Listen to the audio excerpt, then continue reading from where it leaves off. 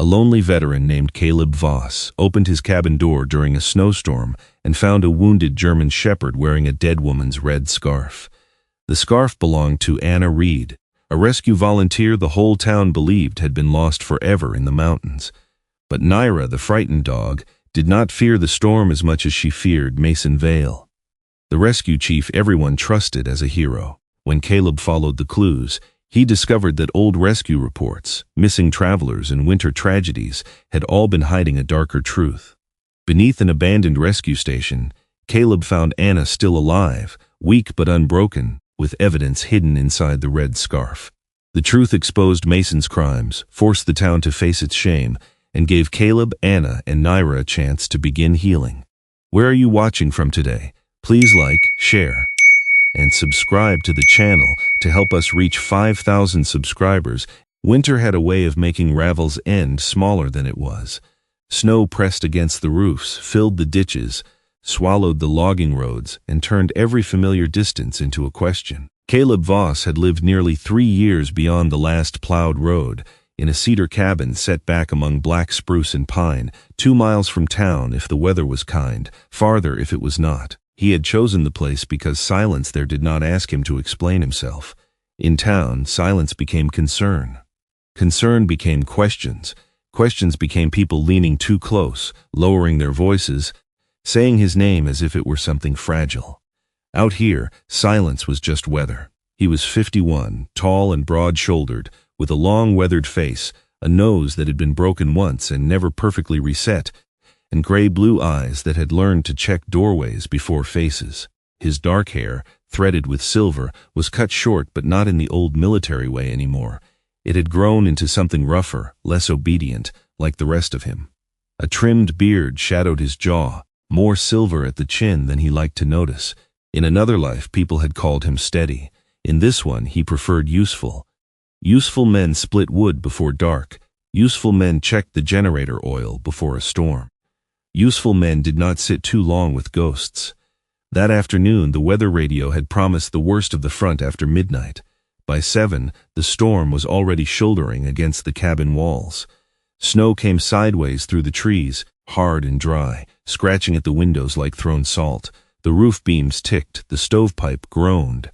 Somewhere behind the shed, a loose strip of tin knocked once every few minutes with the stubborn rhythm of something refusing to come free. Caleb stood at the kitchen counter, sleeves pushed up over his forearms, sharpening a small utility knife he did not need sharpened.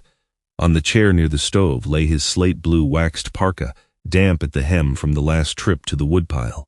Beside the sink, his old compass watch rested face up, its cracked glass catching the stove glow.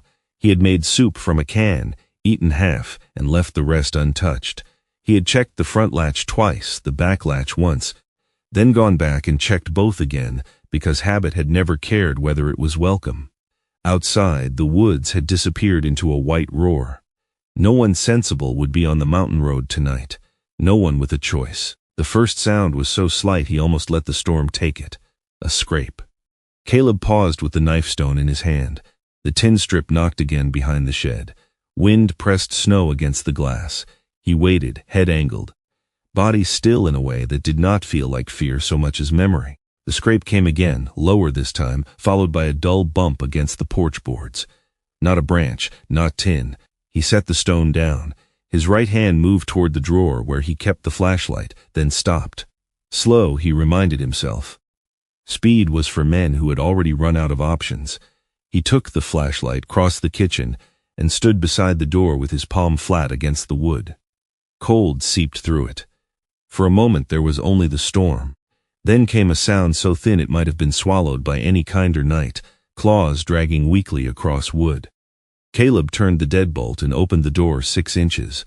Wind struck him first, sharp with snow and pine resin. The stove light spilled across the porch in a narrow amber shape. At the far edge of it, collapsed against the threshold, lay a German shepherd. For half a second his mind sorted details without permission. Female, adult, large but lean. Black and gold coat darkened almost sable by wet snow, the back nearly black, the chest and legs a muted winter gold under blood and ice. Left hind leg torn deep, pads cracked, breathing shallow, ears alert despite exhaustion. a V-shaped nick torn from the edge of the left ear, eyes amber, fixed on him with a hard, terrible clarity. Then he saw the scarf. It was tied around her neck, not like decoration, not like a collar, but as if someone had wrapped it there in haste with hands that could barely work. Red wool, soaked and stiffening at the edges, darkened in places by blood. The knot had slipped to one side. The color was so bright against the storm that it felt wrong, almost human. The dog did not whine. That unsettled him more than if she had. Pain had not made her plead, it had made her watch. "All right," Caleb said quietly, though the words were for himself as much as for her. His voice sounded too rough in the small space between wind and door. No sudden moves. He opened the door wider, then stepped back instead of forward. The dog's lips twitched. Not a snarl exactly. A warning from an animal who had learned warnings were cheaper than trust. Caleb lowered his gaze, turned his shoulder, and moved slowly toward the stove. He took the old wool blanket from the bench, spread it on the floor near the heat but not too close, then filled a shallow bowl with warm water and set it beside the blanket. After that, he retreated to the far side of the room and waited. Snow blew across the threshold. The dog watched him. Her ribs moved too fast beneath the wet coat. Twice she tried to rise and failed. The third time she dragged herself forward with a sound that made Caleb's jaw tighten. She crossed the threshold not because she trusted him, but because the storm behind her had become less survivable than the stranger in front of her. Once inside, she collapsed on the blanket and kept her eyes open. Caleb closed the door against the wind. The cabin changed at once. The storm became a thing outside again, banging and searching. Inside, there was the tick of the stove, the wet smell of fur, blood, wool, and snowmelt spreading across old floorboards. Caleb crouched several feet away and let the dog smell his hand from a distance. "I'm not taking anything from you," he said. "Not unless I have to." The dog's eyes moved to the windows. That was the first thing he filed away. She was not only afraid of him. Something in the dark mattered more. He warmed water, gathered bandages, scissors, antiseptic, clean towels. The old medical kit had not been opened in months, but everything inside was arranged as if someone inspected it weekly. Caleb hated that about himself and relied on it anyway. He cut away the matted fur around the hind leg with slow, deliberate motions. The dog flinched so hard at the first touch that her teeth clicked together. Caleb froze. He did not pull back suddenly. He simply stopped breathing for a second, then started again. "Easy," he said. "You decide how far this goes." She stared at him. Her body trembled, but she did not bite. The wound was ugly, a long tear along the back of the left hind leg. Not clean enough to be a knife and not ragged enough to be brush. Metal, Caleb thought, torn on an edge. There were older marks, too. Pale lines beneath the fur along the ribs. A rough groove around the neck under the scarf, where pressure had worn the hair thin. One front pad had a split so deep it must have hurt with every step. She had not wandered here. She had run until running became falling, and then she had still found his porch. While he worked, she kept turning her head toward the north window, not at every sound, not at the wind, always toward the same direction. Her ears lifted, held, lowered, her nostrils flared. Once, when a branch cracked somewhere beyond the trees, she tried to stand and nearly tore the bandage loose. Caleb caught the blanket, not the dog, anchoring the cloth so she could steady herself without feeling trapped. That was when her eyes changed, only for a moment. Not soft, not trusting. But something in her stopped measuring him as the nearest threat. Caleb felt that small permission land in the room with more weight than it deserved. He had been alone so long that even an injured dog deciding not to bite him felt like a verdict he had not expected to survive. He finished cleaning the wound and wrapped it tight enough to hold, loose enough not to punish. Then he turned to the scarf. The knot had tightened with blood and ice. When his fingers brushed the wool, the dog stiffened. A low sound began in her chest, quiet but unmistakable. "I know," Caleb murmured. "I know it means something." He did not know why he said that, only that it was true. He worked the knot open one thread at a time. The scarf came free slowly, leaving behind the raw, darkened groove at her neck. Caleb held the wool in both hands. It was handmade, or at least repaired by hand. One edge had been darned with darker red thread. Near the corner, half hidden under blood and ice, 2 letters had been stitched in small, careful marks. A.R. Caleb stared at them until the stove popped and brought him back. The dog watched the scarf, not him. Her eyes did not leave it. There was no mistaking the grief in that attention, though Caleb disliked giving human names to animal things. Still, he had seen men look at folded flags like that. He had seen hands closed around dog tags, photographs, letters creased soft from being read too many times. Whatever this scarf was, it belonged to more than warmth. He rinsed the blood from one edge and laid it over the back of a chair to dry.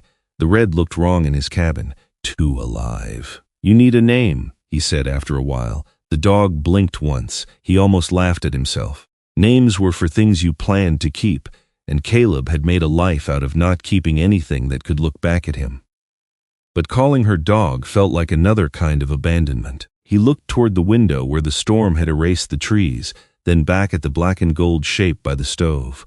"Naira," he said. The name came from nowhere he could explain. Night-colored, winter-born, a thing that had crossed the dark and refused to disappear just for tonight. Naira lowered her head to the blanket. She did not sleep. Not really. Her breathing steadied, then hitched every time the wind struck from the north. Caleb sat in the chair beside the stove, elbows on knees, the compass watch back on his wrist, listening to the storm and to the smaller sounds of a wounded animal trying not to surrender.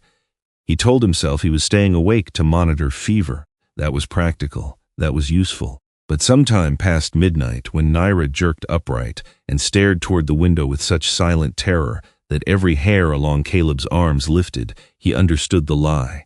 He was not only watching over her, he was waiting with her. The storm dragged on.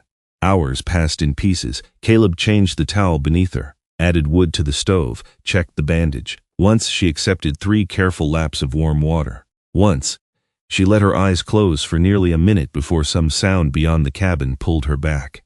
Each time she woke, she looked north.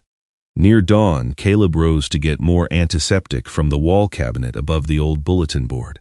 He had pinned useful things there over the years: a generator diagram, a faded hunting boundary map, a grocery list from last month, a phone number for the plow service he never called unless the road was impossible. As his hand reached for the cabinet, the stove flame shifted. Light moved across the board and caught the corner of an old flyer, half covered by a curling notice about avalanche conditions. He had seen it before, of course he had. Everyone in Ravel's End had seen it, but he had never had the scarf in the room with him. Caleb pulled the flyer free. Anna Reed, missing since January 18. The photograph showed a young woman standing in bright snow, smiling with one gloved hand raised against the sun. Brown hair tucked under a knit cap, eyes warm even through the grainy print.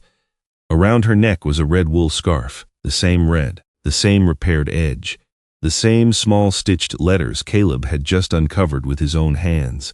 Behind him, Naira made a sound so low it barely reached the air. Caleb turned. The dog had lifted her head from the blanket.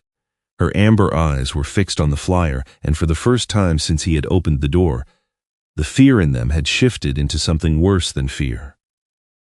Recognition. Caleb looked from the photograph to the scarf drying on the chair, then back to the wounded dog beside his stove. Outside, the storm kept throwing snow against the cabin as if trying to bury every road out.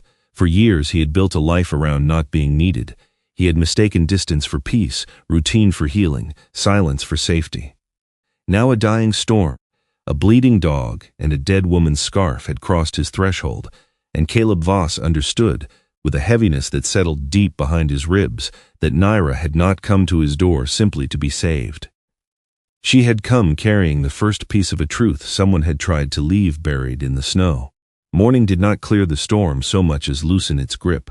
Snow still fell in thin, slanted lines beyond Caleb Voss's windows, but the wind had tired itself out before dawn, leaving the trees bowed and white, the porch half buried, and the road to Ravel's End hidden beneath a soft deception of fresh powder. Inside the cabin, Naira lay near the stove on the old wool blanket, her bandaged hind leg stretched stiffly to one side, her ears moving at every small sound Caleb made. She had taken water twice and a few pieces of plain boiled meat, though she watched his hand the entire time as if kindness could change shape without warning. Caleb checked her bandage before he left. She tolerated the touch, barely. When he reached for the red scarf drying over the chair, her head lifted. Not enough to threaten, enough to tell him the scarf did not belong to him. "I'm not taking it far," he said, folding it inside a clean gray cloth and placing it in the inner pocket of his parka. He felt foolish explaining himself to a dog. He did it anyway.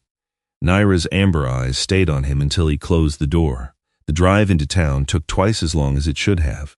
Caleb's old truck pushed through unplowed bends where spruce branches scraped the sides, and snow rose in pale wings from the tires. Ravel's End appeared slowly at the bottom of the grade, its roofs glazed white, its storefronts trimmed with winter lanterns, its church steeple blurred by low clouds.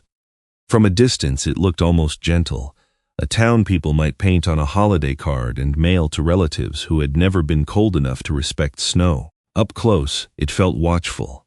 Caleb parked near the general store and sat for a moment with both hands on the wheel. He had not come into town for conversation in weeks. Ravel's End knew him in the incomplete way small towns knew men who kept to themselves. Veteran widower maybe, though no one was sure, lived past the North Road, paid cash, bought black coffee, never stayed long. He preferred it that way. Partial truths gave people less to handle. The bell over the general store door gave a tired jangle when he stepped inside. Heat rolled over him, smelling of kerosene, old wood, wet wool, and coffee left too long on a warmer. Behind the counter, Mrs. Lark kept one hand on a ledger and one eye on Caleb. She was a narrow woman in her 60s with silver hair, pinned tight enough to look painful, and a face arranged around the habit of not asking too much until asking became useful. Caleb bought gauze, antiseptic, canned broth, and a small bag of dog food he doubted Naira would trust. Only when the items were on the counter did he take out the folded gray cloth. "I'm looking for someone who knew Anna Reed," he said. "Mrs." Lark's hand stopped over the register. It was not dramatic. It was worse than dramatic. It was practiced. "Anna's gone," she said. "I saw the flyer. Then you know enough." Caleb looked toward the front window, where the town square sat under its white morning hush. A pair of men were clearing the steps of the North Ridge Rescue Office across the street, their orange and black jackets bright against the snow. One of them laughed at something the other said. Normal sound, normal men. The kind of picture people trusted without thinking. "They never found her," Caleb said. Mrs. Lark folded the top of the paper bag with sharp, precise creases. "Mountain didn't give her back. That happens here. People keep saying she died like they saw it happen." This time the old woman looked directly at him. Her eyes were not unkind. They were frightened in a way that had hardened into irritation. "Mr. Voss, you want my advice? Don't go digging at weather. Weather doesn't answer, and it doesn't forgive being blamed." Before Caleb could reply, another customer near the stove lowered his newspaper. Earl Denman, retired mill foreman, red-faced and heavy through the shoulders, watched Caleb with the wary patience of a man deciding whether a conversation was worth becoming a quarrel. "Anna was a good girl," Earl said, "but she'd been running herself ragged. Too many night calls, too much mountain. Mason said she wasn't herself near the end." Caleb turned slightly. "Mason Vale." Earl's face eased at the name, as if a door had opened in a warm room. "Best man this town's got. He led the search himself. 3 nights. Nearly lost 2 volunteers looking for her. If Mason says she walked into weather no one should have been in, that's good enough for most of us." Most of us. Caleb heard the fence go up. He paid for the supplies and stepped back into the cold. Across the square, the Northridge Rescue Building stood clean and bright beside the post office, its windows lit, its sign newly painted, North Ridge Rescue. "So others come home." Beneath the sign, a display board held photographs of rescued hikers, stranded drivers, elderly residents helped during power outages, and smiling volunteers in orange jackets. Near the center was Anna Reed's photo, the same one from the flyer in Caleb's cabin, though this copy had been laminated and framed with a black ribbon at the corner. In it, she was smiling into winter light, red scarf at her throat, one gloved hand resting on the head of a German shepherd, whose left ear showed a small V-shaped nick. Caleb stood very still. Until that moment, some cautious part of him had left room for coincidence. A scarf could be borrowed. A dog could find a thing that did not belong to it. Grief could make patterns where none existed. But the photograph shut that door gently and completely. Naira had not been near Anna Reed. Naira had been hers. The bell over the rescue office door opened. A man stepped out and paused at the top of the shoveled walk, speaking to one of the volunteers with a hand on his shoulder. He was tall, broad without heaviness, dressed in an orange and black rescue jacket so clean it looked like part of his skin. Dark blonde hair, touched with gray, was combed neatly beneath a knit cap. His jaw was square, his smile easy, and when he listened, he had the polished stillness of someone who made people feel important by looking directly at them. The volunteer nodded twice, almost grateful for being corrected. Mason Vale did not notice Caleb at first. Then his eyes moved across the square and stopped. The smile remained. Something behind it adjusted. Caleb crossed the street before he could talk himself out of it. Mason met him halfway, boots quiet in the fresh snow. Up close, the man smelled faintly of cold air, coffee, and the clean synthetic fabric of expensive winter gear. A silver ring on his right hand caught the light when he extended it. "Caleb Voss," Mason said, voice warm and low. "I've been meaning to come out and check on you after that wind last night. Rough one." Caleb shook his hand. Mason's grip was firm but measured, the kind designed to communicate strength without challenge. "I'm fine. Glad to hear it." Mason glanced toward the photograph board, then back. "You knew Anna?" "No." "Then you're asking about her for a reason." There it was. No wasted step, no clumsy curiosity. Caleb kept his expression empty. "Found a dog last night." For the first time, Mason's face did something it had not approved in advance. It was small. The slightest pause before breath, the tiniest delay before concern arrived. A dog? German Shepherd, female, hurt bad. Mason lowered his gaze as though absorbing sad news. Black and tan, left ear torn? Caleb did not answer quickly enough. Mason gave a quiet sigh, turning his face toward the rescue office with a practiced weight of responsibility. "That sounds like one we had trouble with during the search. Poor animal. Trauma can make them unpredictable. She may have been wandering since Anna disappeared." He looked back at Caleb, eyes kind now. "Where is she?" "At my cabin. I'll come with you." It was not framed as a question. Caleb noticed that. He also noticed the volunteer across the street had stopped shoveling. "She's injured," Caleb said. "Moving her now would be a mistake. I understand your concern." Mason's tone softened further, which somehow made the cold around them sharper. "But if that dog belonged to Anna, Northridge has a responsibility to handle it properly. Scan for a chip, document condition, make sure nobody gets hurt. Last thing you need is a frightened shepherd turning on you in a cabin 2 miles from help." Caleb looked at Anna's photograph again. In the picture, her smile was unguarded. Her hand rested on the dog's head with the ease of long trust. "She didn't turn on me." "Not yet," Mason said gently. By afternoon, Mason's truck was in Caleb's yard. He came alone, or appeared to. The rescue truck rolled up the lane with its lights off, tires crunching over packed snow.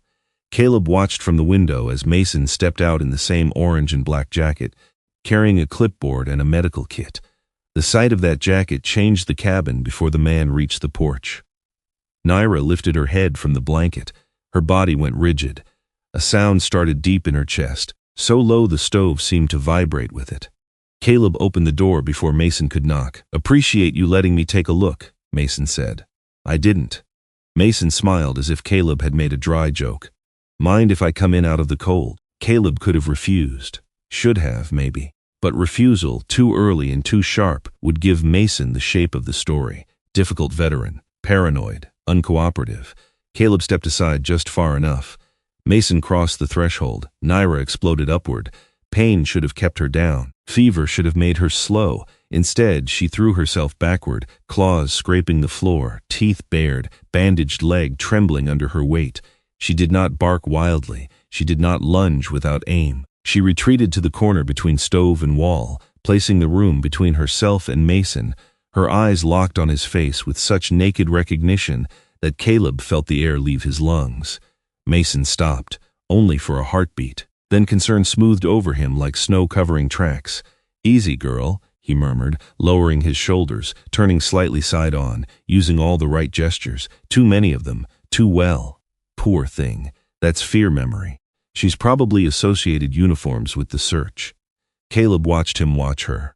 Mason's eyes moved over the bandage, the torn ear, the groove at her neck, then to the chair where the red scarf lay folded. They stayed there a fraction too long. She needs a vet, Mason said. She needs rest. She needs proper handling. The warmth in Mason's voice did not change, but something underneath it became less patient. There are reports she may have interfered with rescue work. If she's unstable, she could be dangerous. To who? Mason looked at him then, not offended, almost disappointed. I'm trying to protect you, Caleb. That sentence, more than any threat, made Caleb certain he would not hand Naira over. Men like Mason did not always begin by taking things. Sometimes they began by making the theft sound like care. No, Caleb said. The word settled between them. Mason's face remained calm, but his thumb moved once over the silver ring on his right hand. No, she stays here until she can be moved without doing more damage, and after that, we'll see. Mason nodded slowly, as if granting patience to someone who had failed a simple test. He let his eyes travel around the cabin, the medical kit on the table, the damp towels near the stove, the old maps on the wall, the red scarf folded carefully beside Caleb's compass watch. You know, he said, this country has a way of making people think they can handle more than they can. Weather, animals, grief, old training. They all lie if you let them. Caleb said nothing. Mason put on his gloves. There have been accidents here because men kept hold of things they didn't understand. I'd hate to see another. After he left, the cabin did not feel empty. It felt entered. Naira remained standing long after the truck disappeared down the lane. Her legs shook. Caleb moved to the window, not toward her, and watched the last red flicker of taillight vanish between the trees. Only then did Naira sink back onto the blanket, panting hard, eyes still fixed on the door. Night came early, heavy and blue. Caleb bolted the front door, then the back, then set a chair under the rear latch because habit no longer felt excessive. He fed the stove, changed Naira's water, and left the red scarf folded where she could see it. She did not sleep. Neither did he. Sometime after midnight, a sound came from behind the cabin, not the tin strip, not wind, a soft thud near the woodshed. Caleb turned off the lamp and waited until his eyes adjusted to stove dark. Naira had lifted her head. No growl this time, just absolute attention. Caleb took the flashlight but did not turn it on until he was outside, moving along the wall where the snow was deepest and least likely to hold his full print clearly. The cold bit through his gloves. The woods beyond the shed stood black and crowded. Near the shed door lay a piece of fresh meat half buried in blown snow. Caleb crouched without touching it. Even in the cold, the smell was wrong. Too sweet, chemical beneath the blood. He used a stick to turn it over. A pale smear clung to the underside where someone had packed powder into the cut. Beyond it, leading away toward the trees, were tracks from professional snow boots with a wide rescue tread. No broken latch, no shouted warning, no clumsy threat. Whoever had come had meant to quiet the dog without waking the man. Caleb stood in the snow for a long moment, the flashlight beam shaking only because the wind had returned. In his pocket, the folded red scarf seemed to weigh more than wool had any right to weigh. He looked toward the distant glow where Ravel's end sat hidden below the ridge, warm and trusting and asleep under its winter lights. He had made a mistake. He had let the right man know Naira was alive. By morning, Caleb Voss had stopped thinking of the meat behind the woodshed as a threat and started thinking of it as a message. Threats were loud more often than people admitted. They wanted fear to make noise. This had been different. Quiet meat in clean snow. Powder pressed into the cut, professional boot marks leading away without haste. Whoever had come to his cabin had not wanted a fight, not yet. They had wanted the dog silent and the man uncertain. Caleb put the poisoned meat into an old glass jar, sealed it, and set it on the back shelf beside spare nails and lamp oil. Evidence, if anyone ever cared to call it that. Then he checked Naira's bandage, wrapped the red scarf in gray cloth again, and made a decision that did not feel like bravery. It felt like returning to a skill he had spent years trying not to use. Follow the thing that did not fit. He did not call Mason. He did not call the sheriff's office. He did not put a notice online or ask the town to help identify the dog. Ravel's End had already told him who it believed. Instead, Caleb drove down after dusk when the snowplows had cut the road into two narrow walls and the windows of town shone amber against the blue evening. The place looked warmer at night. That was one of winter's cruelties. It taught people to mistake light for safety. Leona Briggs' diner sat at the far end of Main Street, past the hardware store and the rescue office, where the Northridge sign glowed clean and official above the sidewalk. The diner was called the Lantern Pan, though no one in town used the full name. They just called it Leona's, as if the woman and the place had grown around each other until separating them would have been rude.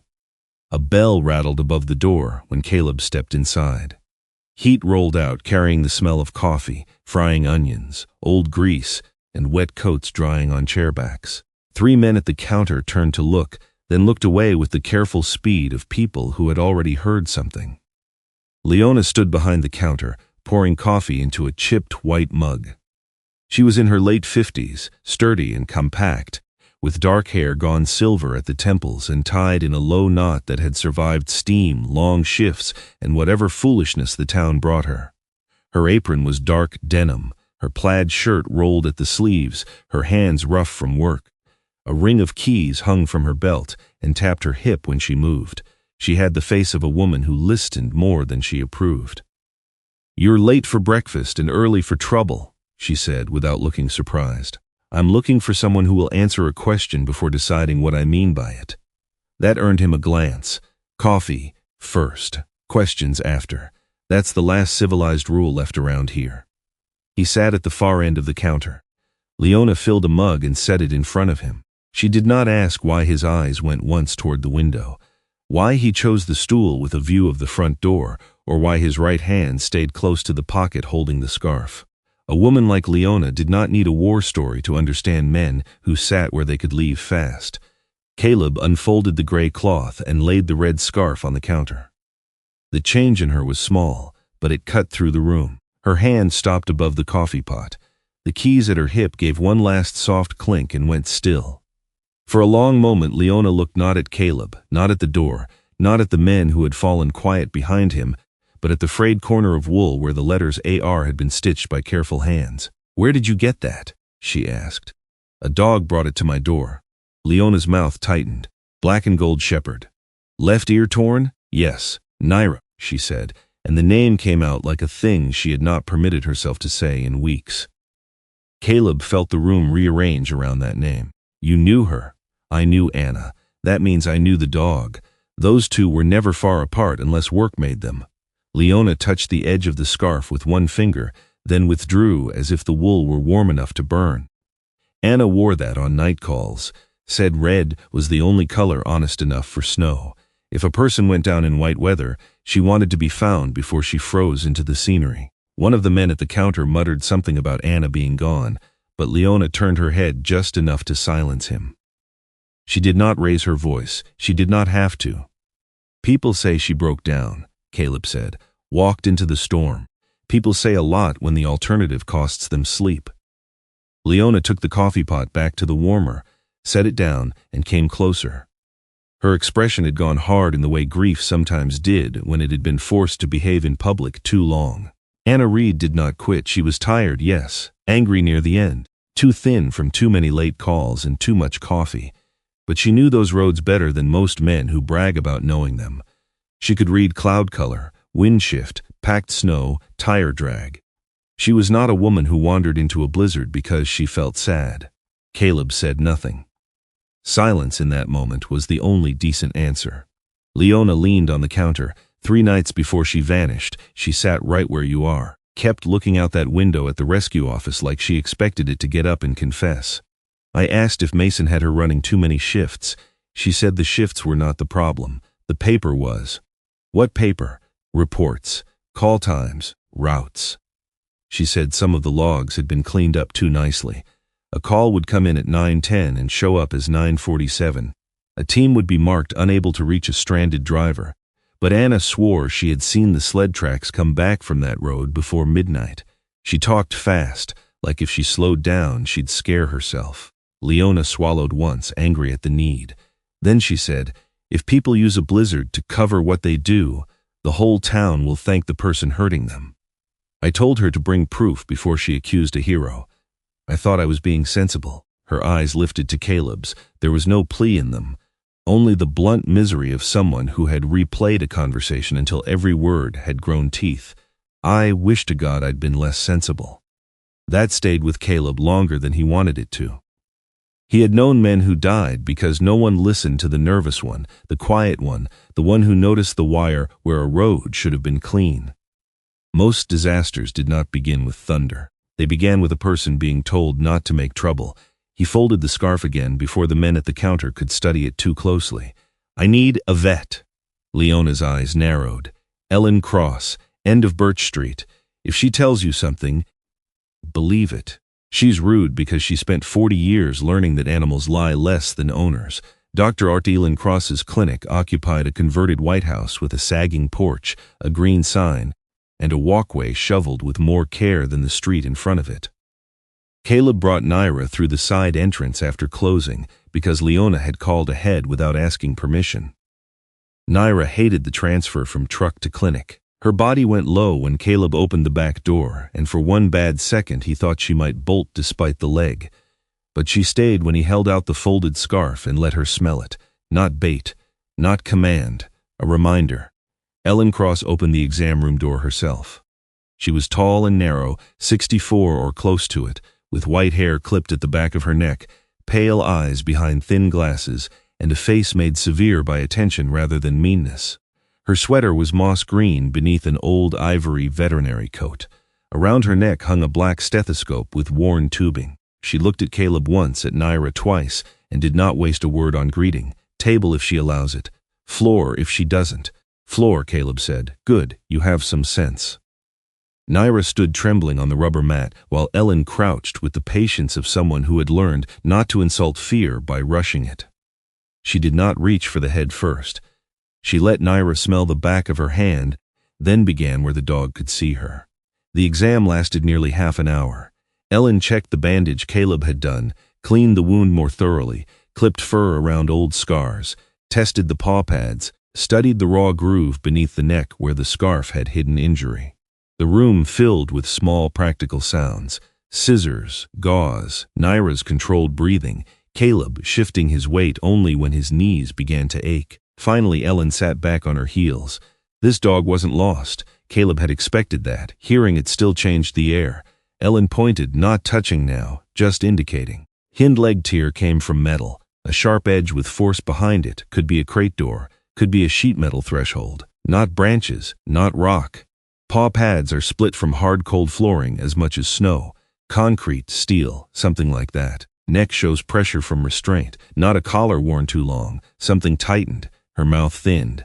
And these older rub scars along the ribs? Confined space. Repeated contact.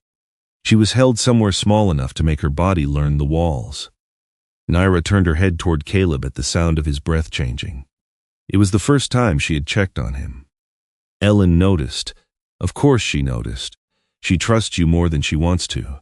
She doesn't trust me. She hasn't bitten you. For what I'm seeing, that is a considerable compliment. Caleb looked down at Naira's torn ear, the bandaged leg, the eyes that had stayed awake through an entire night. Anger moved in him, slow and cold, not the useful kind yet, the kind that wanted a name to attach itself to. Ellen stood and stripped off her gloves. "If Northridge asks for her, don't give her over." Caleb looked up. The vet met his gaze without drama. "I did not say that because I enjoy suspicion. I said it because Anna Reed used to bring this dog here for vaccinations. Cracked nails, burrs in the coat, once for porcupine quills, because Naira apparently believed dignity required losing fights with wildlife. Anna never missed an appointment, never let a wound sit. If this dog came to your door in that condition wearing Anna's scarf, there is a story being told without words. I'd suggest you listen before the town teaches you not to." On the drive back, Caleb took the long route. He told himself it was to avoid the plow traffic on Main, but when he turned near the Northridge Rescue Office, he knew that was not the whole truth.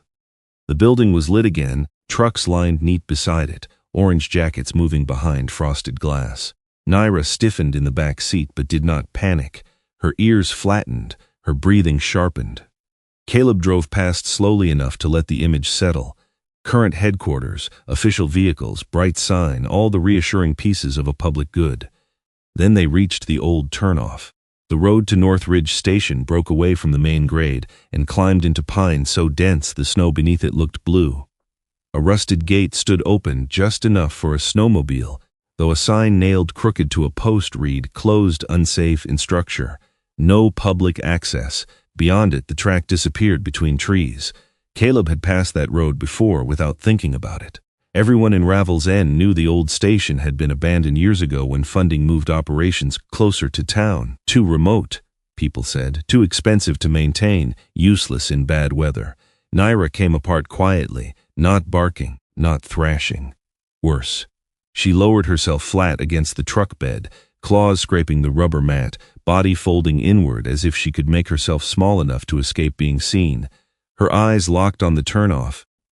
Foam gathered at the edge of her mouth.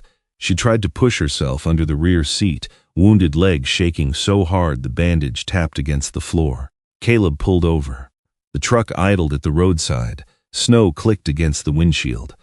For a minute he did nothing but breathe, because reaching for her too quickly would make his hands part of the wrong memory. Then he got out, opened the rear door and stood beside it without leaning in. "Naira," he said. She did not look at him. He took the scarf from his coat pocket and laid it on the seat between them. The red wool looked dull in the gray light. Naira's eyes flicked to it. Her breathing did not calm, but it changed, as if panic had found an anchor and hated it. Caleb looked up the old road. The trees stood close together, black trunks striped with snow, forming a corridor with no visible end. The place did not feel haunted. Caleb distrusted that word. It felt used. That was different. Places that had been used for bad things sometimes carried no drama at all. They simply waited for people to keep pretending they were empty. He closed the truck door gently and returned to the wheel. Naira remained low until the turnoff vanished behind them. Only then did she lift her head. Back at the cabin, Caleb carried the supplies inside and let Naira limp to the blanket under her own power. She went straight to the stove, turned once, and lay down with the scarf between her front paws. Caleb did not take it from her. He sat at the table instead, opened the jar with the poisoned meat, studied the boot prints he had sketched before dawn, then wrote 3 names on a scrap of paper. Anna Reed, Mason Vale, Northridge Station. The wind rose outside, soft at first, then stronger against the eaves. Caleb looked at Naira. She was exhausted, eyes half closed, but her body still faced north. A wounded dog, a dead woman's scarf, a town too quick to accept one story, a rescue hero too eager to retrieve what had survived. None of it proved Anna Reed had been murdered. None of it proved she had been kept somewhere. None of it proved Mason Vale had done anything beyond being smooth, careful, and interested. But Caleb had lived long enough to know proof was not where truth began. Truth began with the thing that would not stop bothering you. And in the deepening blue of that winter evening, with Naira breathing unevenly beside the stove and the red scarf held beneath her paws, Caleb allowed himself to think the thought Ravel's End had buried too quickly. Anna Reed may not have been taken by the storm at all. She may have seen something a beloved town hero could not let her bring back alive. The third night after Naira came to Caleb Voss's door, the storm gave Ravel's End a kind of false mercy. The wind dropped before sunset, and the snow fell straight down for the first time in days, quiet and steady, filling the trees with a white so complete it made the woods seem unfinished. The cabin creaked less. The loose strip of tin behind the shed finally went still. For a few hours, the world outside looked peaceful enough to be trusted by anyone who had not spent a life learning better. Caleb did not trust it. He spent the evening repairing the rear door latch, where the frame had begun to split from age and cold. The old lock still held, but after the poisoned meat behind the woodshed and Mason Vale standing too comfortably in his kitchen, held no longer meant secure.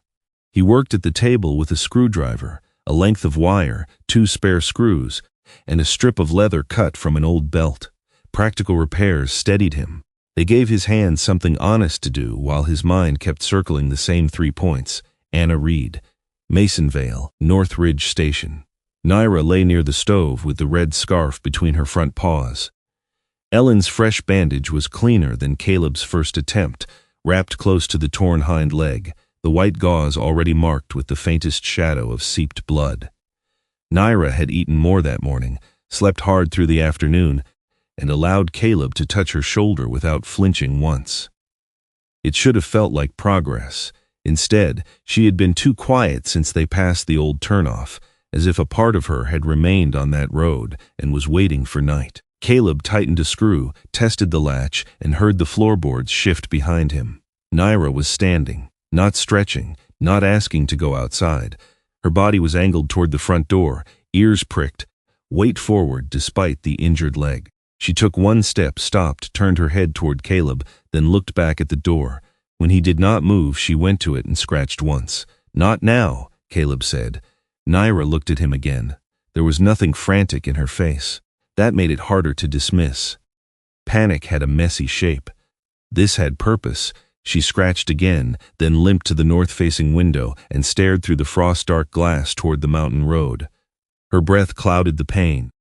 Caleb watched her for 10 seconds, long enough for the old argument inside him to rise. A man could invent meaning out of any repeated motion if he wanted badly enough. But Naira had not wandered into his life as a symbol. She had arrived bleeding, wearing a dead woman's scarf, carrying injuries that matched confinement and escape. Caleb set down the screwdriver. "I don't believe in signs," he said quietly. Naira did not turn away from the window. He went to the wall peg and took down his slate blue parka, then the heavier black snow shell he used when the weather stopped pretending. He put a compact first aid kit into one pocket, a flashlight into another, and clipped a small knife to his belt. The pistol went inside his coat, not because he wanted to use it, but because wanting had very little to do with staying alive. Last, he folded the red scarf and held it out. Naira took one step toward it. Caleb did not tie it around her neck, not tonight. He tucked it inside his coat where she could smell it when she came close, then opened the door. Cold entered clean and immediate. Naira stepped out first. She did not take the road. That was the first wrong thing Caleb noticed, and it mattered.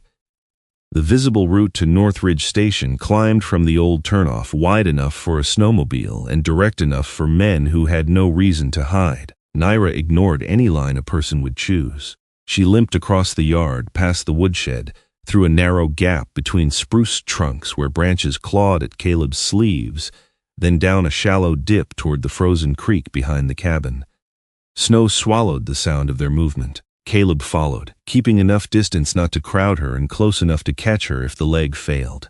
She moved like a dog, remembering with her body, not searching, not scenting randomly.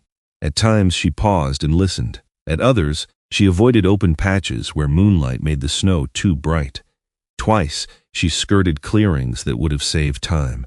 Once she led him beneath a fallen pine so low, Caleb had to crouch and drag one knee through powder to pass. There were no trail markers here, no packed path, no reason for an injured dog to choose this route unless it had chosen it before under worse conditions. Halfway up the slope, Caleb stopped. The realization came not as a thought, but as a chill deeper than weather. This was not a path to Northridge Station. This was a path away from it. A thing that had escaped would not remember the front gate. It would remember where brush hid a body, where the creek ice held, where a searchlight from the road could not reach, where a wounded leg could still find ground. Caleb looked down at Naira, limping ahead through the blue-shadowed trees, and felt a grief he had no right to claim. Some part of her had mapped terror so thoroughly that it could lead them backward through it. "Slow," he whispered. Naira did not obey exactly, but she did pause until he caught up. Northridge Station appeared after nearly an hour, first as a dark horizontal shape behind the trees, then as a low building of weathered wood and dull metal set against the side of the mountain.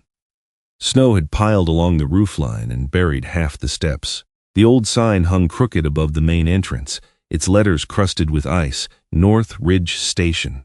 Below it, a smaller board read "Closed, Constructure Unsafe." Caleb had seen abandoned places before. Most of them announced neglect honestly. This one did not. The front windows were dark, but one corner of the eave had been cleared recently. Snow was thinner beneath the side door. A snowmobile track cut across the back of the property, half filled but not old. Caleb crouched near it and brushed powder aside with a gloved hand. The groove beneath was firm, recent, maybe earlier that day, maybe after the last fall began. Naira stood at the edge of the clearing, trembling from more than cold. She did not want to go closer. Every line of her body said so. Yet she stayed, eyes fixed on the side entrance. Caleb did not ask more of her than she could give. He crossed the last stretch alone, stepping where wind had drifted snow against old footprints, leaving less of his own pattern. The side door was latched but not locked. That too was wrong. Places truly abandoned were either broken open or sealed against fools. Places still in use were often left in a state that looked like carelessness to anyone not paying attention. The door opened with a slow metal complaint. Inside, the station smelled of cold dust, old fuel, damp rope, and something sharper underneath, antiseptic, faint but recent. Caleb closed the door behind him until only a narrow seam of night remained. He did not turn on the overhead switch. He used the flashlight low, cutting the beam across the floor rather than into the windows.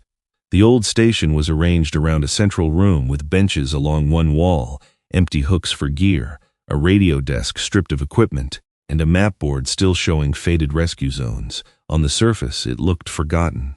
But the dust told a less patient truth. Some shelves carried a soft gray layer untouched by time. Others had clean rectangular gaps where objects had been moved. A cabinet door had been wiped with a sleeve or cloth. On a metal table sat an oxygen cylinder with a modern label, its valve cap hanging by a plastic tether. Beside it lay a pair of blue nitrile gloves, one turned inside out, not brittle, not old. Caleb moved slowly. In a rear hallway, the smell changed. Less fuel, more damp concrete. He found a length of nylon restraint cut clean through and dropped behind a crate. A lantern with fresh batteries, a roll of medical tape. On the floor, a drag mark ran from the hallway toward the equipment room, partly washed, partly scuffed over, but still visible where moisture had dried darker than the surrounding concrete. Then he saw the cloth. It was caught on a bent nail near the door frame, a small torn piece of dark fabric with a single thread of red near the seam, not enough to prove ownership, enough to make Caleb's hand close once at his side. Behind him, outside the side door, Naira made a sound so low it barely crossed the threshold. Caleb looked back. She had entered the station only a few steps, but she was inside, crouched low, her injured leg shaking, her head turned toward the equipment room. She did not come to him. She could not. The hallway had become a wall she could see, and he could not. "It's all right," he said, and knew at once it was the wrong sentence. Nothing about this place had ever been all right for her. He changed it. "You don't have to come farther." Naira's eyes flicked to him. For the first time that night, she seemed to understand not a command, but permission. Caleb entered the equipment room alone. It had been cleared of anything obvious. That was the most damning thing about it. Old stations collected clutter if no one used them. Broken sled parts, cracked helmets, obsolete radios, expired flares, mice nests in folded blankets. This room had empty corners and clean scraped lines where heavy objects had been dragged away. On the floor lay a black rubber mat, thick and industrial, not matching the dust pattern around it. Caleb ch-ed and lifted one edge, metal. A rectangular panel had been set into the floor beneath the mat. Its edges were scarred, not rusted shut. Fresh scratches marked the lip where a pry tool had been used repeatedly. Cold air breathed through a narrow seam, carrying a smell that made the back of Caleb's neck tighten. Wet concrete, disinfectant, stale human fear. He set the flashlight on the floor and reached for the recessed handle. Far off, beyond the walls, an engine whined. Caleb froze. The sound came again, higher now, cutting through the trees. Snowmobile. Coming up the main route fast. Naira moved before he did. She crossed the threshold despite her terror and caught his sleeve in her teeth, not hard enough to tear, hard enough to insist. No bark, no growl, no wasted sound, just pressure, pull, release, pull again. A creature who had learned that survival in this building belonged to the quiet. Caleb dropped the mat back over the panel, swept one glove across the edge to blur the disturbed dust, and killed the flashlight. The room went black. The snowmobile engine grew louder, then slowed somewhere near the front of the station. A headlight flashed white through a gap in the boarded window. He moved toward the rear exit with Naira tight against his leg. Every step had to be placed, not guessed. A loose tool underfoot, a kicked can, one startled bark from Naira, and the night would become something else. At the side door, he waited until the engine revved again, masking the hinge's faint squeal. Then he slipped outside and pulled the door almost closed behind him. They did not run. Running made noise. Running broke crust and left deep prints. Caleb guided Naira behind the snow-buried fuel shed, then into the trees where she had first approached. Only when the station disappeared behind trunks did he let himself breathe fully. They were halfway down the slope when a figure stepped from the dark near the creek crossing. Caleb's hand went inside his coat. "Don't," the young man whispered. He wore a North Ridge rescue jacket, older and dirtier than Mason's, the orange dulled by use, the reflective strips cracked at the edges. His face was narrow, pale from cold or fear, with tired blue eyes and a small scar cutting through one brow. A gray knit cap had flattened his brown hair. He looked no more than 30, and in the weak snowlight he had the strained stillness of a man who had been listening to his conscience speak from another room for too long. Caleb did not lower his hand. Name, Owen Pike, North Ridge. Owen swallowed. His eyes moved to Naira and stayed there. The dog had gone rigid, but she did not react to him the way she had reacted to Mason. That mattered. Caleb let the silence stretch. Owen whispered, "You shouldn't have gone in there." That advice would have been more useful yesterday. A broken laugh left Owen and died immediately. He looked uphill, toward the station, then back at Caleb. "If they know you found the floor, they'll make you the story before morning." The story. Unstable veteran, armed, obsessed with Anna, took her dog, broke into a condemned rescue property. Owen's mouth tightened around each word, as if he hated them because he had already heard them said. Mason is good at giving people the version they're ready to believe. Caleb stepped closer. "What's under the floor?" Owen's face changed, not ignorance, not surprise. Fear closing around a truth. He shook his head once. "Not here." "Then where?" "I can't." He looked at Naira again, and whatever he saw in the dog's exhausted, amber stare hurt him more than Caleb's questions. "I should have said something before. I know that. But I can't fix it standing in the open where tracks point both ways." From above, the snowmobile engine cut off. Owen flinched. "Go home," he whispered. "And if you come back, don't come alone." He moved away before Caleb could stop him, vanishing through the trees with the practiced speed of someone who knew every service path on the mountain. Caleb let him go. A man running from his own fear was hard to catch and harder to make useful by force. The trip back to the cabin was slower. Naira's leg had begun to fail. Twice Caleb had to stop so she could stand trembling in the snow with her head lowered, breath smoking from her mouth. The third time, he crouched beside her and waited until she leaned just slightly into his shoulder. He did not lift her. Not yet.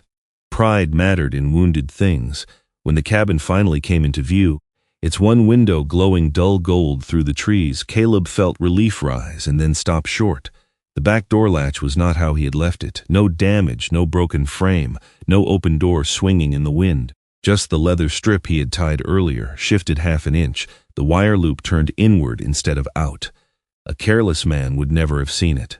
A man who had repaired it with his own hands less than 6 hours ago saw it before he reached the steps.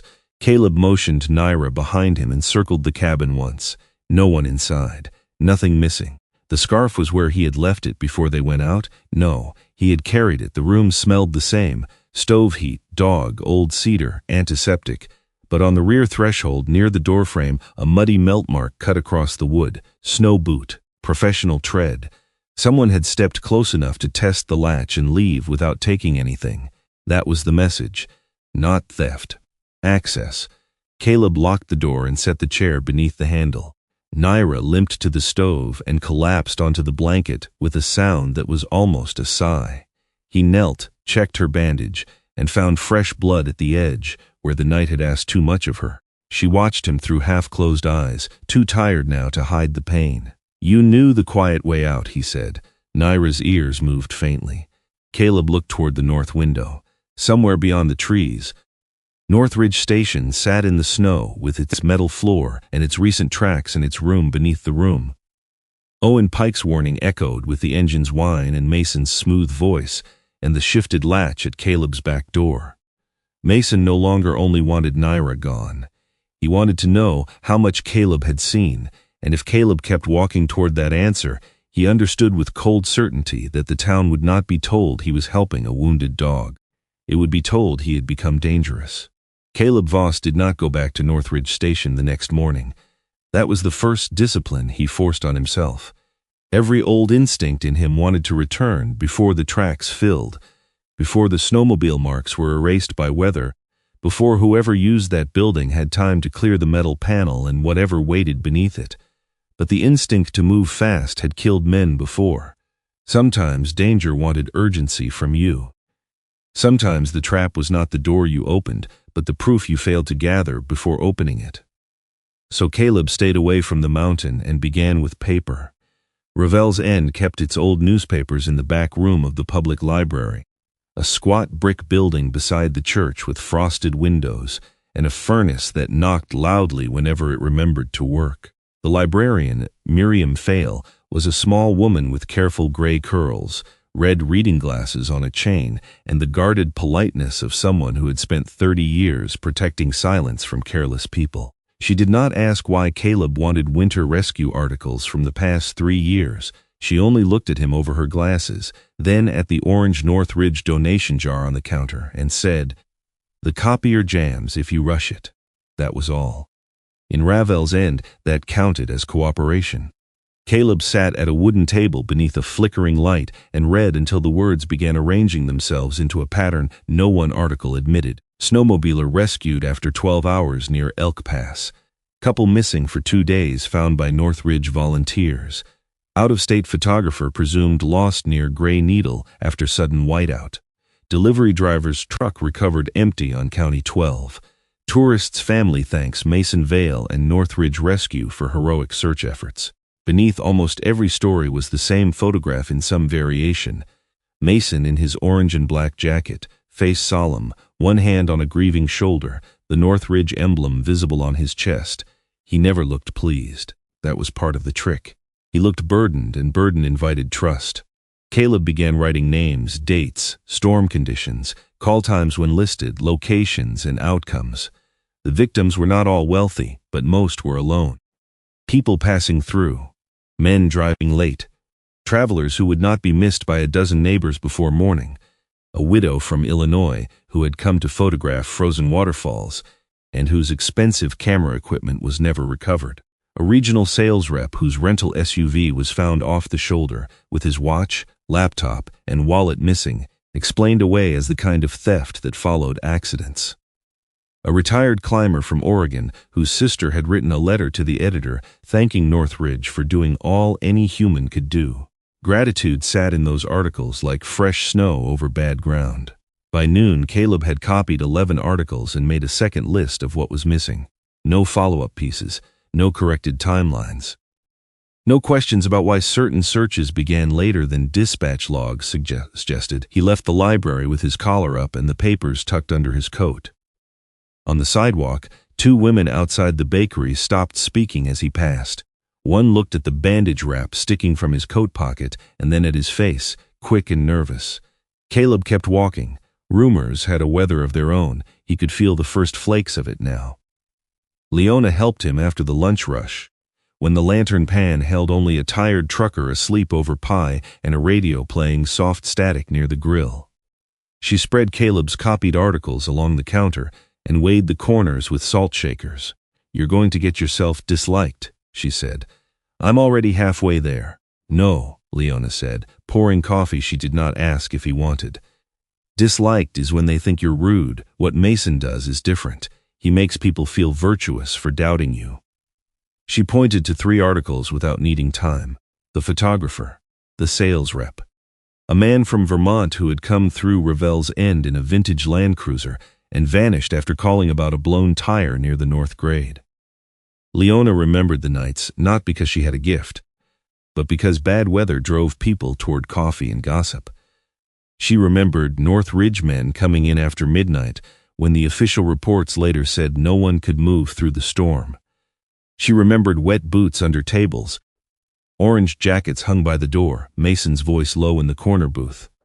She remembered Anna Reed once arriving after them, pale with cold and anger, asking why a call that came in before 10 had been written down after 11. "She asked me if I'd seen the rescue truck," Leona said.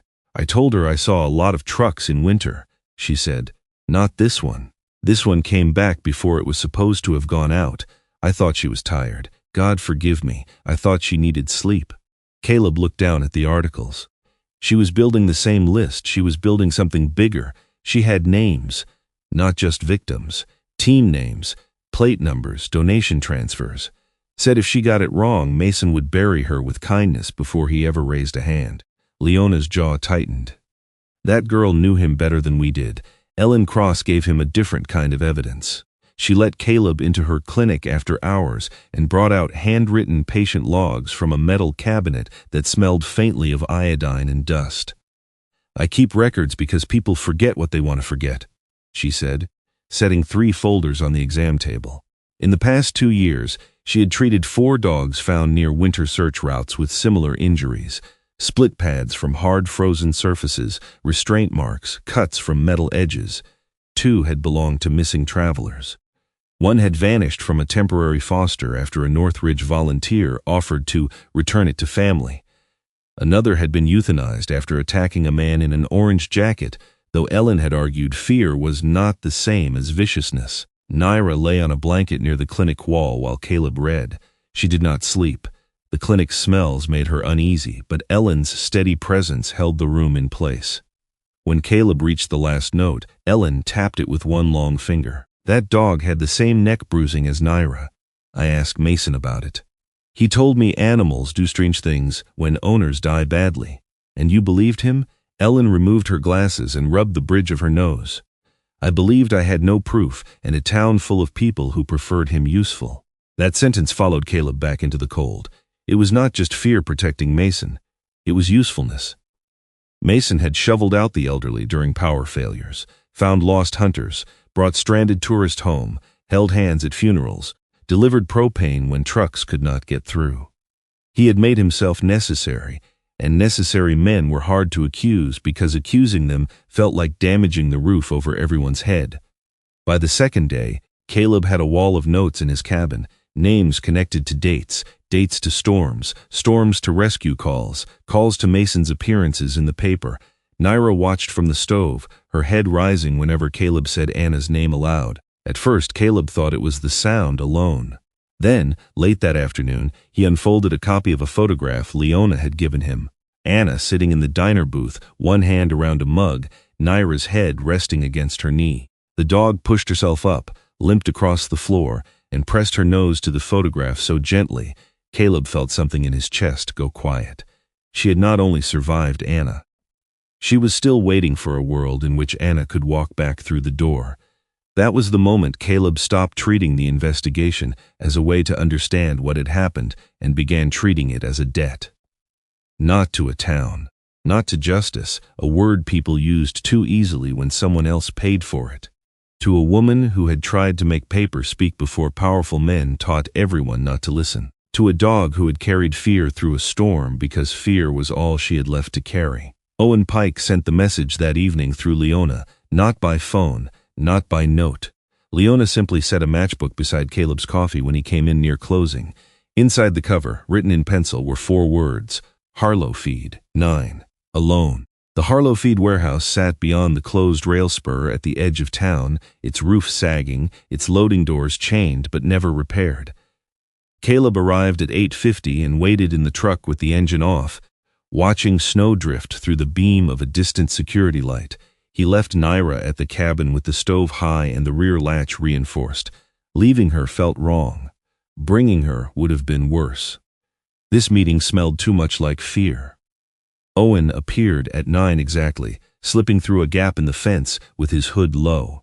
He looked thinner than he had on the mountain, or maybe guilt had a way of making men seem less assembled. Inside the warehouse, among stacks of cracked pallets and torn feed sacks, he kept glancing toward the high windows as if Mason might be watching from the rafters. "You found the articles," Owen said. "Some. Then you know it wasn't one bad night. I know enough to ask what's under the station." Owen closed his eyes. For a moment, Caleb thought he would run. Instead, the younger man took something from his pocket and held it so tightly his knuckles paled. A key. Old brass, worn smooth along one edge, tagged with a strip of faded red tape. "Mason doesn't do it alone," Owen said. 2 others know the whole of it. Dale Kruger and Vince Rell. The rest of us knew pieces. Enough to feel sick. Not enough to prove it, or that's what we told ourselves. His voice shook, but he kept going. They'd find people in storms, sometimes alive, hurt, disoriented, grateful. If the person had money, gear, valuables, no close family nearby, Mason would decide what version went into the report. Some got scared and signed things. Some were moved out of town and told if they talked, no one would believe a half-frozen traveler over Northridge. Some. He stopped. Caleb did not fill the silence for him. Owen looked at the key in his hand. Anna saw one, a man from Idaho. He was alive when the report said unreachable. She followed the truck.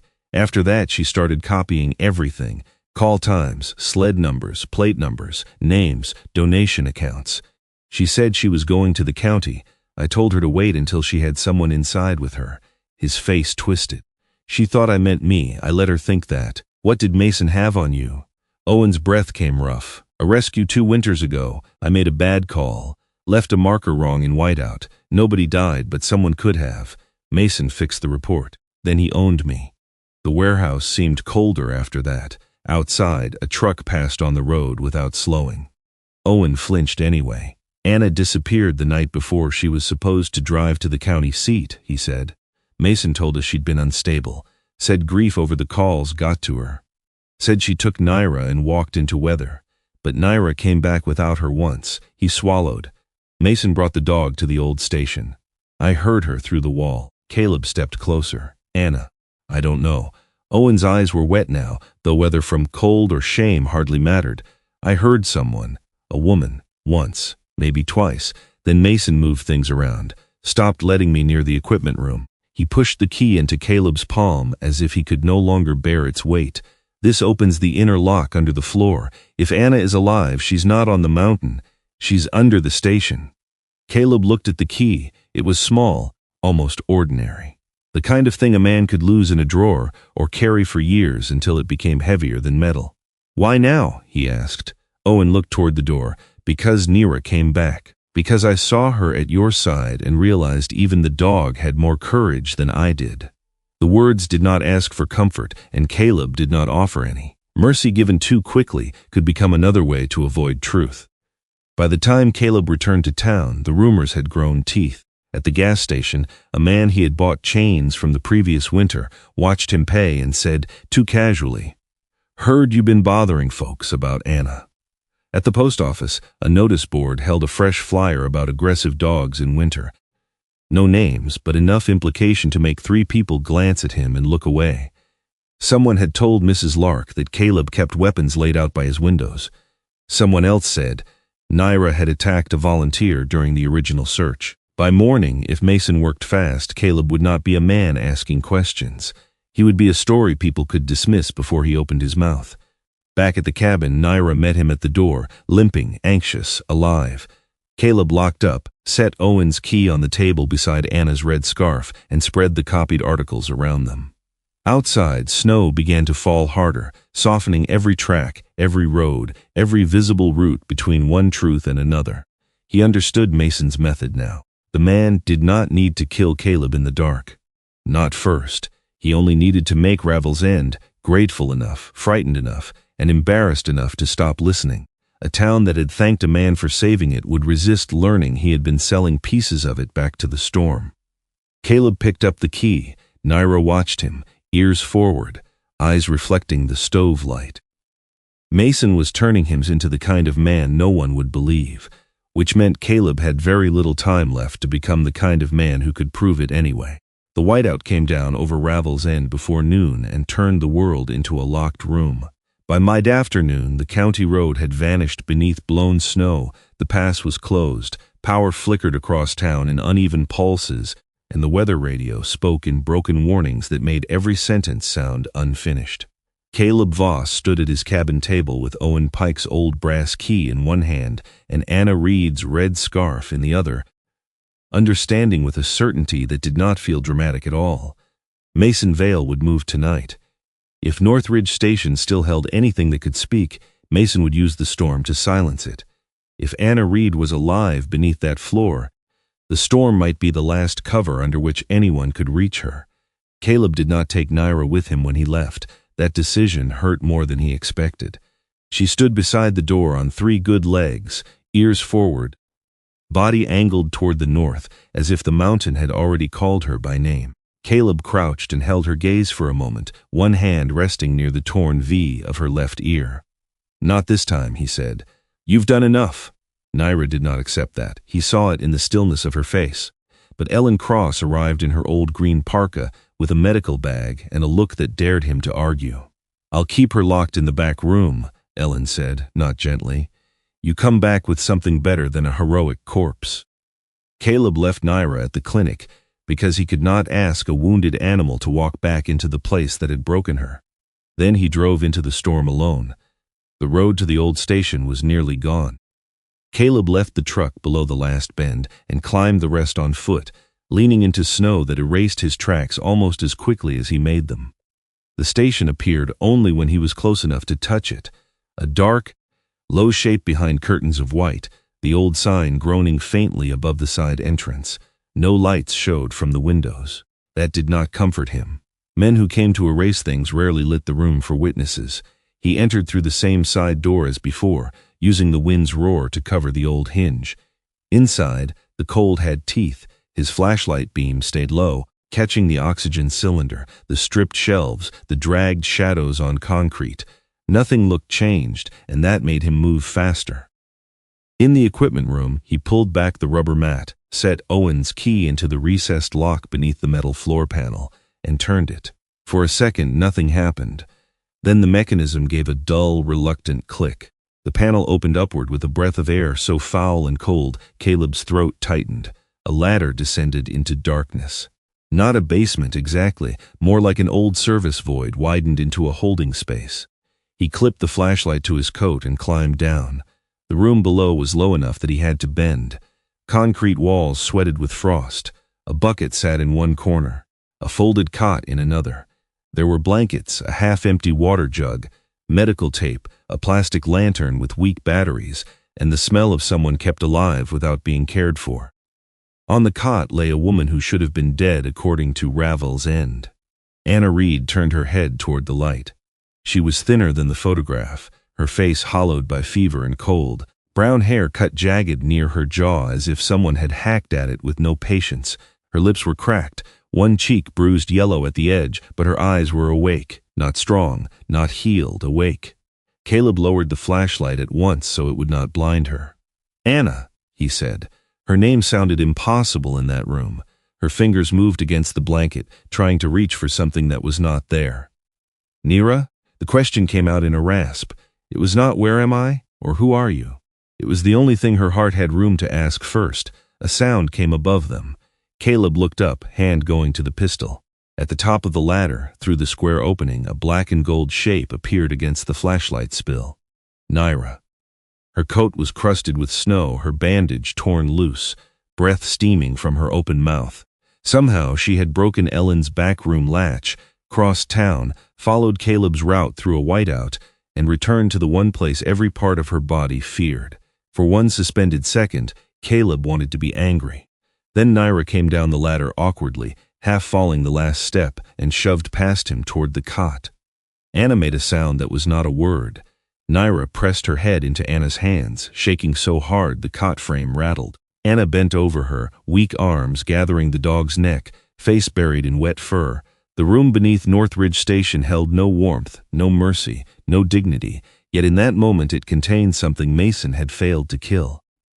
Caleb turned away just enough to give them the privacy of not being watched too closely. He had seen reunions after impossible survival before. They always looked less like joy than pain finally finding the right place to go. Anna spoke in pieces while Caleb gave her water in small controlled sips and checked her pulse with 2 fingers. Mason had used the old station as a place between stories, she said. People found in storms, people who saw faces, people who owned things worth taking, people easy to turn into weather. The reports changed after the victims could no longer argue. Some were moved, some were threatened, some never came back through town at all. Anna had copied call times, license plates, donation account notes, names, altered reports. She had planned to take everything to the county seat. Mason caught her before dawn, brought her here, and kept asking where she had hidden the list. She had not hidden it in the station. Her hand tightened in Naira's fur. I put it where he wouldn't look, she whispered, on the one life I thought might outrun him. Caleb took the red scarf from inside his coat. Naira lifted her head but did not growl. Anna's eyes filled, not with surprise, but with a terrible relief. Inside seam, she said, red thread over black. Caleb spread the scarf across his knee and found it, a section of stitching too uneven for the rest of the repair, done by cold hands in haste. He used his knife tip carefully, opening the seam without tearing the wool. From inside came a narrow strip of plastic cut from a map sleeve. Within it were folded scraps of waterproof paper, pencil marks cramped and precise, dates, times, vehicle plates, victim names, corrected dispatch hours, initials beside altered reports, 2 donation account numbers, and 3 Northridge team names written beside repeated routes. Mason Vale, Dale Kruger, Vince Rell. The scarf had been in Mason's cabin? No, worse for him. It had been in Caleb's cabin, in Mason's sight, folded on a chair while he stood close enough to take it. Mason had looked at the truth and dismissed it as grief. An engine roared outside. Caleb folded the papers back into the plastic and put them inside his shirt, against his skin. Above, the side door slammed. Mason's voice traveled through the station, calm even through the storm. Caleb Voss, this is Mason Vale. I know you're in here. You need to put down any weapon and come out where we can see you. Another voice, rougher, muttered near the hallway. Dale or Vince. Caleb did not know which. Then Mason spoke into his radio, louder, official. Dispatch, be advised, Voss has entered condemned Northridge property armed. Possible hostage situation involving Anna Reed. Proceeding with caution. Anna closed her eyes. He's writing it while it happens, she whispered. He always does. Caleb looked at the ladder, then at Anna's condition. She could stand only with help. Naira could barely walk but had placed herself between Anna and the opening. Teeth visible now, not in panic but in warning. Owen sent the county your location, Caleb said. We need time. Anna gave the smallest nod. Time was a battlefield too. Mason came down first because men like him trusted their own voices more than other men's guns. He stopped halfway on the ladder when he saw Anna upright. Caleb beside her, Naira in front. Snow had melted across his black parka, but his hair was still neat under his cap, his face arranged into regret. Behind him, through the opening, Caleb saw Dale Kruger's heavy boots and Vince Rell's narrow shadow. Anna, Mason said softly. You're confused. You've been through a lot. Anna's laugh was barely air. You kept me in a hole. Mason's thumb moved over his silver ring. I kept you alive. Caleb felt Naira's growl through the concrete floor. Mason reached the bottom step. Caleb, you don't know what you've walked into. I know enough. No. You know what a frightened woman told you, and what a damaged dog led you to. He lifted his radio again, turning slightly so his words could travel upward. Voss is unstable. Anna appears disoriented. The dog is aggressive. Caleb saw the shape of it then. Mason was not trying to convince him. He was building the version others would hear first. Caleb moved before Mason finished. Not forward, sideways. He kicked the old lantern across the floor. It shattered against the concrete wall, darkness buckling as the light died. Naira lunged, not to bite, but to drive Mason back a step. Caleb grabbed Anna under one arm and guided her toward the narrow service passage Owen had mentioned in half a sentence during their meeting, the one Mason would not expect him to know. Dale dropped into the room and cursed. A flashlight beam slashed over the wall. Vince shouted from above. The station filled with noise, boots, radio static, Mason's controlled voice thinning at the edges. The service passage opened behind a utility panel and led into a crawl space beneath the rear of the building. Caleb got Anna through first, then Naira, then himself. Snow blasted them when they emerged outside behind the fuel shed. The whiteout swallowed distance. That helped and hurt in equal measure. Caleb kept Anna's weight against him, moving by memory of the building's shape, the slope, the wind direction. Behind them, Mason shouted for Dale to cut them off. A figure loomed from the left. Naira growled once, deep and focused, and the man hesitated long enough for Caleb to swing the metal first aid case into his knee. Dale went down hard on the icy ground. They almost made the tree line before the ice betrayed him. A crusted drainage run behind the station had frozen over and vanished under snow. Caleb's right foot punched through to black water beneath. The surface cracked outward. Anna cried out as his weight pulled them both off balance. He let go of her before he dragged her down, shoving her toward the bank. The ice broke wider under his hip. Cold seized him like teeth. For one flashing second, the world narrowed to white above, black below, and the old useless thought that he had survived too many things only to die in a ditch behind a rescue station. Then Naira hit him, not with her body. With her teeth clamped hard into his sleeve, digging through cloth, pulling backward with every remaining ounce of strength. Her injured leg folded, but she did not release. Anna, half collapsed in the snow, grabbed Naira's collar and pulled too. Caleb drove his left elbow into the unbroken edge and rolled, tearing skin through glove and sleeve as he came out of the water. The ice caved fully behind him with a hollow sound. Mason appeared through the storm near the equipment room door, carrying a fuel can. For the first time, he looked hurried. "You don't understand what this town owes me," he shouted. The wind tore the words apart, but enough survived. He splashed fuel inside the doorway and struck a flare. Caleb pushed himself up, soaked to the waist, barely feeling his legs. Mason threw the flare toward the room where the panel stood open. Flame ran along the fuel in a bright, hungry line. Then the wind shifted. It came hard from the north, driving fire and smoke back toward Mason's own exit. Mason stumbled, raising an arm. Vince Rell bolted from the front door coughing, lost his footing on the steps, and slid down into the snow, hands up before anyone asked. Headlights cut through the whiteout below the station, not rescue orange, county blue.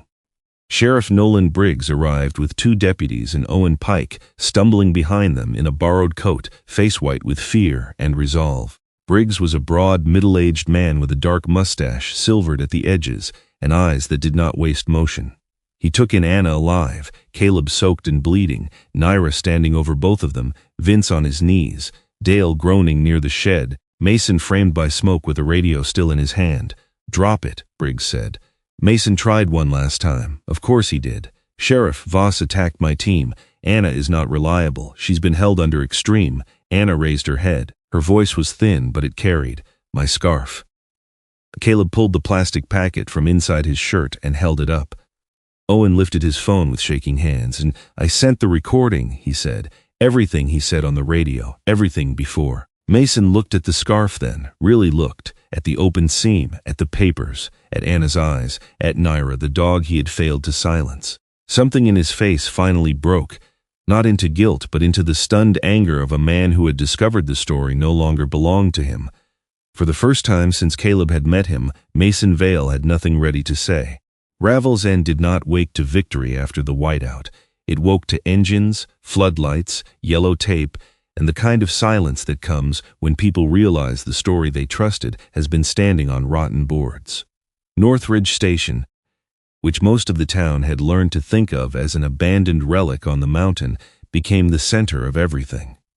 County vehicles climbed the road in slow lines after the plows cut through. Deputies moved in and out of the old building carrying evidence boxes, plastic tubs, medical supplies, torn restraints, logbooks, fuel cans, and the metal panel from the equipment room floor. The snow around the station was no longer clean. It was churned with boot tracks, tire marks, ash, blood-watered pale by melt, and the black mouth of the drainage break where Caleb Voss had nearly gone under. Anna Reed was taken down the mountain before dawn. She left wrapped in county blankets, an oxygen mask fogging faintly with each breath, one hand resting in Naira's fur until the paramedics had to lift her away. Naira tried to follow the stretcher, then faltered when her torn hind leg buckled beneath her. Caleb caught the dog by the chest before she fell. She did not snap at him. She did not even look embarrassed by needing help. Her eyes stayed on the ambulance lights until they disappeared into the white road below. Mason Vale was not dragged away shouting. That would have been easier for the town to understand. He stood straight while Sheriff Nolan Briggs cuffed him, face pale from smoke and cold, orange rescue emblem hidden beneath the black parka he had worn to burn his own secrets. Even then, a few people at the bottom of the mountain seemed to wait for an explanation from him. Caleb saw it in their faces when the first locals gathered behind the barricade. The reflexive hope that Mason might still turn, speak calmly, and make everything make sense again. That was the cruel power of a man who had been useful for years. Even after he was caught, people wanted one last rescue from the truth. He gave them none. He looked once toward Anna's ambulance, once toward Caleb, and then toward Naira. The dog was leaning hard against Caleb's leg, shaking from exhaustion, eyes bright and fixed. Mason's face tightened not with guilt, but with the humiliation of having underestimated the one survivor he had tried to silence with meat, weather, fear, and a story told first. The first day became reports. The second became warrants. By the third, Ravel's End had run out of ways to pretend the matter belonged only to Northridge Station. Sheriff Briggs and investigators from the county opened old cases that had been boxed under phrases like presumed lost, severe weather event, and search suspended due to conditions. Families who had once sent thank-you cards to Northridge Rescue were called back into rooms with fluorescent lights and coffee no one drank. Some arrived angry at the interruption of grief they had already learned to carry. Some arrived hopeful in a way that made Caleb look away when he saw them outside the county annex. Hope, after years, could be as painful as evidence. Leona Briggs made her statement without softening it. She stood behind the counter at the lantern pan before driving to the county office, tying her apron with shaking hands, then untying it again because she realized she had no reason to wear armor for a confession. She told Briggs exactly what Anna had said in the diner, exactly how Leona had advised caution when she should have offered help, exactly how Mason's reputation had made Anna sound reckless before any proof was weighed. When she returned, she took Mason's framed fundraising photograph off the wall near the register. She did not smash it. She set it face down on the counter and left it there until closing, where everyone could see that choosing not to display a lie was not the same as being free of it. Ellen Cross took Naira back to the clinic for 2 days. The dog's leg was inflamed from the climb, the torn bandage, the ice, the rescue, the impossible insistence on returning to Anna. Ellen treated her with the same stern tenderness she gave every animal that had survived human stupidity. "She is not a symbol," Ellen told Caleb when he came to check on her. "Do not let the town make her one, because it is easier to praise a brave dog than admit people failed." Caleb looked through the glass at Naira lying on a blanket, head raised despite the sedative, facing the door. "I won't," he said. Ellen gave him a dry look. "See that you don't." Owen Pike testified on the 4th day. He did not do it in front of cameras. There were no dramatic speeches, no sudden forgiveness, no crowd waiting to applaud a conscience that had arrived late. He sat in a county interview room with Sheriff Briggs, a prosecutor, and a recorder on the table, and he gave the names. Dale Kruger, Vince Rell, Mason Vale. He gave dates, routes, altered call times. The first report Mason had changed for him 2 winters earlier. The threat that followed. The nights he had heard things and chosen not to ask the next question. When he came out, his face looked emptied rather than relieved. Caleb was in the hall because Briggs had asked him to sign an additional statement. Owen stopped a few feet away, unable to meet his eyes at first. "I don't get to call what I did brave," Owen said. "No," Caleb answered. Owen nodded as if he had needed the refusal more than comfort. "But Anna is alive," Caleb said after a moment. "That matters." Owen's mouth pulled tight. "It doesn't erase the rest." "No," Caleb said again. "It doesn't. That was all. It was not absolution. It was not condemnation. It was a place to stand without lying." By the end of the week, Ravel's End had changed in small, visible ways. The Northridge Rescue sign was taken down from the office window. Donation jars disappeared from counters. People who once spoke Mason's name with trust now avoided saying it at all, as if the syllables left a taste. The town did not apologize to Caleb all at once. Some never did. A man who had called him unstable at the gas station nodded at him too hard and looked ashamed when Caleb did not stop. Mrs. Lark slipped extra gauze into his bag without charging for it, then pretended to check the register so neither of them had to make it sentimental. Shame moved through Ravel's End like meltwater beneath snow. Unseen at first, then everywhere once a boot broke through. Caleb hated the attention more than he had expected. Reporters came up from the county seat and used words like hero, lone veteran, and miracle dog. He refused 2 interviews, walked away from 1 camera, and told a 3rd reporter that Anna Reed had saved herself by refusing to let Mason own the truth. The reporter did not know what to do with that answer. It was too complicated for a headline. Caleb was grateful. When he finally brought Naira back to the cabin, she limped through the door and went straight to the far corner where she could see both entrances. Caleb set a clean blanket near the stove anyway. He did not move her to it. He only placed the red scarf, repaired now with a line of dark thread where the evidence had been removed, on the chair between the corner and the warmth. Naira watched it for a long time. Then she rested her chin on her paws and slept facing the door. Days passed that way. Caleb fixed the rear latch properly, replacing wire and leather with a steel plate and new screws. He scrubbed blood from his parka sleeve and failed to remove all of it. He stacked wood, answered questions from Briggs, drove into town only when necessary, and learned the strange rhythm of sharing a cabin with a creature that did not yet believe safety could last a whole night. Naira woke at snowmobile sounds. She backed away from anything orange. She tensed when the weather radio crackled. Once, when a gust slammed the shed door, she scrambled upright so fast her injured leg gave out, and Caleb had to sit on the floor 10 feet away for nearly half an hour before she stopped shaking. He did not tell her it was over. Survivors knew better than that. He only stayed where she could see him. Anna came to the cabin before her transfer to the long-term hospital in the county. Leona drove her in a borrowed SUV because Anna was still too weak to manage the road herself.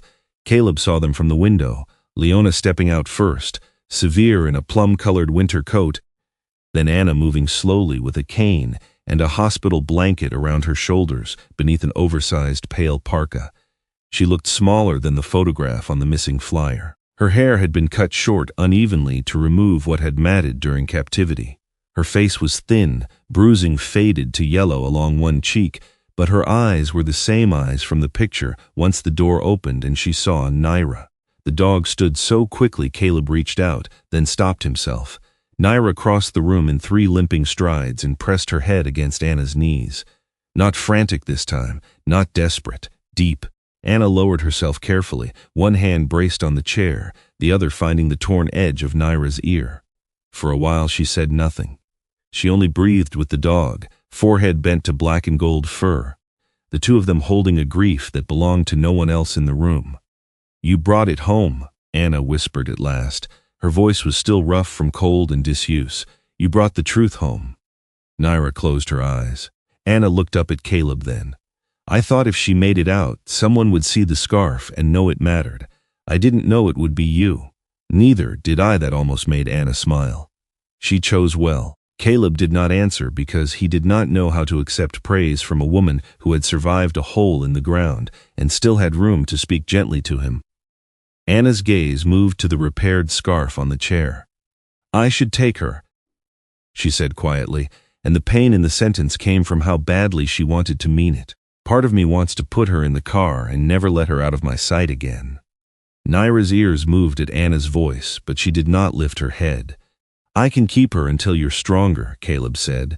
Anna looked back at the dog, then around the cabin, the stove, the blankets, the reinforced door, the place where Naira had chosen a corner, and the place near the warmth she had not yet fully claimed. Understanding settled over her face slowly, and with it came a sadness generous enough to make room for the dog's fear. "If she stays," Anna said, "it isn't because she left me. No, it's because she needs somewhere the night doesn't ask anything from her." Caleb glanced at Naira. "I can try to be that." Anna nodded. "When I'm better, I'll come back. If she wants to come with me, then we'll talk about it. If she doesn't," her voice thinned. She swallowed. "Then I'll thank God she found a door that opened." Before she left, Anna touched the scarf once and asked Caleb not to put it away. "Not in a box," she said. "Let it be something used. She should not think everything we survived has to be hidden." After Leona drove Anna down the snowy road, the cabin felt larger and quieter than before. Caleb stood at the window until the taillights vanished. Naira stood beside him looking after them. She did not whine, she did not scratch the door. She only leaned lightly against Caleb's leg. It was not much. It was enough to change the room. The next morning came pale and clear. Snow lay deep over the porch rail, but the sky had opened to a cold blue that promised, not spring yet, but the direction of it. Caleb built the fire, made coffee, and opened the front door wider than he needed to. Cold light poured across the floorboards. Naira stepped onto the porch and stood facing the northern ridge. The mountain was sharp in the distance, white and silent, no longer hidden by storm. Caleb stood behind her but did not call. He had spent years mistaking control for care. He would not do that to her.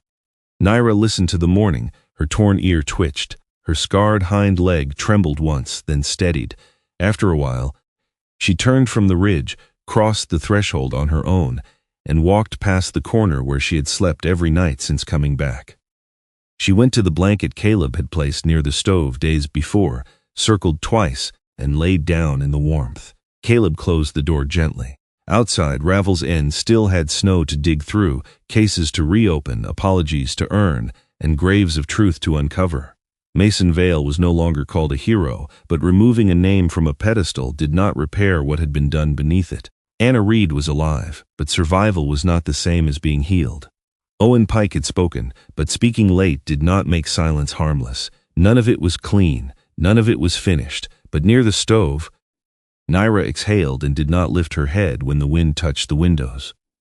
Caleb sat across from her with his cracked compass watch on his wrist and the red scarf folded over the chair between them.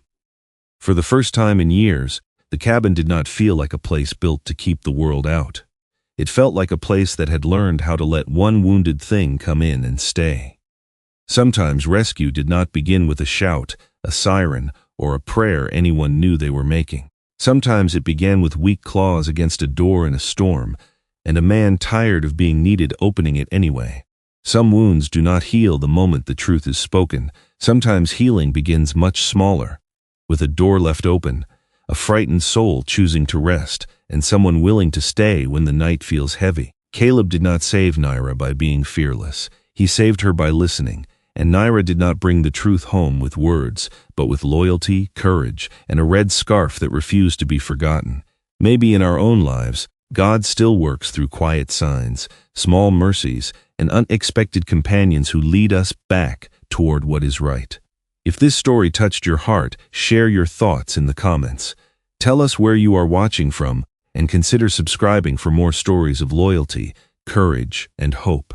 May peace find you tonight, and may grace meet you at the door you thought no one would open.